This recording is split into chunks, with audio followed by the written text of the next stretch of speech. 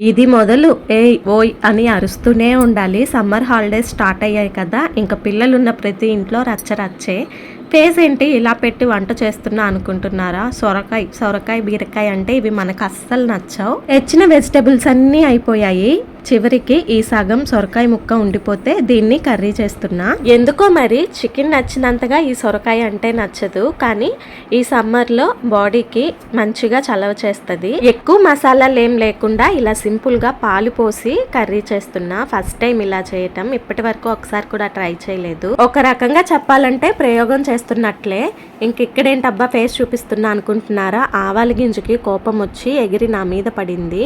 అందుకని ఉన్న మచ్చలు సరిపోవు అన్నట్టు ఇంకొక మచ్చ యాడ్ అయింది నోస్కి. ఇలా కారం, కొంచెం ధనియాల పౌడర్ వేసి పాలు వేసి కర్రీ చేశాను. టేస్ట్ మాత్రం చాలా బాగా ఉంది. మీరు కూడా ట్రై చేయండి. వీడియో నచ్చితే లైక్ చేయండి. Thanks for watching. Bye bye.